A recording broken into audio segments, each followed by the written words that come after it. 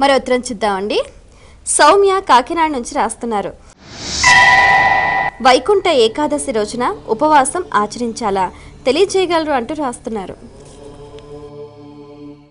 భగవంతుణ్ణి భయంతో పూజించొద్దు, భక్తితో పూజించాలి, ప్రేమతో పూజించాలి. ఒక మహానుభావుడు అడిగారు, నాన్నగారు మరణిస్తే ఏడాది దాకా పండుగలు చేసుకోవద్దా అండి అని. ఏం చెప్పాలండి? పండుగ ఎప్పుడు చేసుకుంటాం? పండుగ ఎందుకు చేసుకుంటాం? మనకు ఉల్లాసం ఉంటే కదా, మనస్సు ఉత్సాహం ఉంటే కదా. మరి నాన్నగారు మరణించినా ఉత్సాహంగా ఉంటారంటే చేసుకోండి, ఇంకేం చెబుతాం? అనుబంధము, ఆప్యాయత, బంధము అనేవి హృదయం లేనప్పుడు పండుగ చేసుకున్నా ఒకటి, చేసుకోకున్నా ఒకటి.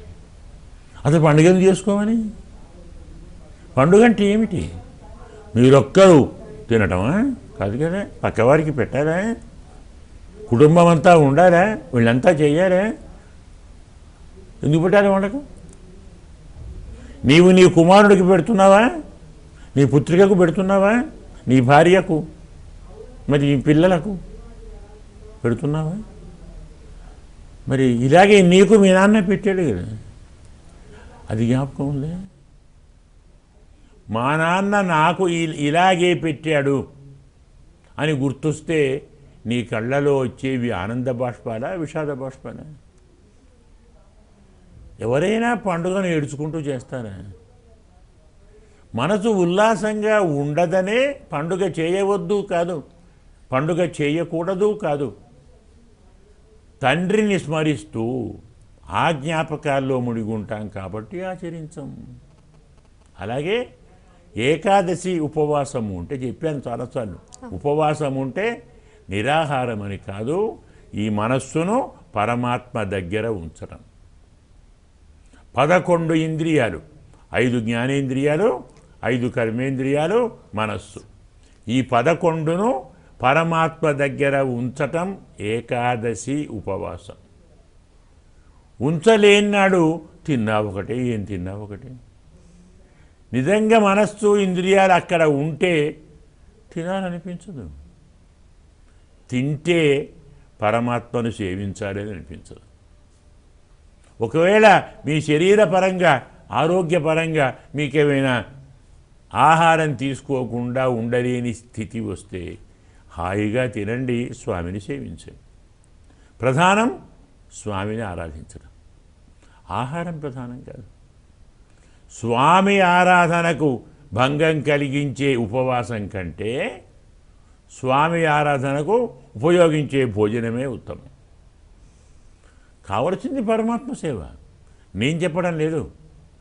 భాగవత మాహాత్మ్యంలో భాగవత సప్తాహం 7 రోజులు ఉపవాసంతో భాగవతం వినాలి అన్నాడు. అందరూ ఉండలేరు కదా. కాబట్టి నా ఉపవాస వరః ప్రోక్త కథా విఘ్నకరో యది, పక్కనే చెప్తాడు. ఒకవేళ ఉపవాసం కథ వినటానికి విఘ్నం కలిగిస్తే అది మంచిది కాదు. భోజనంతు వరం మన్యే కథాశ్రవణ కారకం. భాగవత కథ వినటానికి పనికొస్తే భోజనం ఉత్తమమే. వల్ల ఉపవాసం తప్పకుండా ఉండాలని బాధపడుతూనో, ఆలోచిస్తూనో, విచారిస్తూనో ఉపవాసం ఉండకండి. పరమాత్మకు అర్పించగలిగితే ఉండండి. పరమాత్మపై ప్రేమ, ఆదరం, భక్తి పరవశంలో ఉంటే, బాగా తిన్నా పరమాత్మను సేవిస్తాను అనుకుంటే మీకే బాధ లేదు.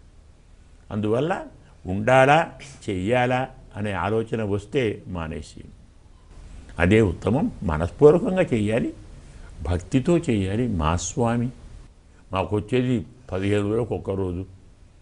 స్వామి ఎంత దయమేడండి, 14 రోజులు మీకు ఇచ్చాడు, ఒక్కరోజు నాకు ఇవ్వమన్నాడు. మనం దానికి ఇన్ని బాధలు పడుతున్నాం కదా.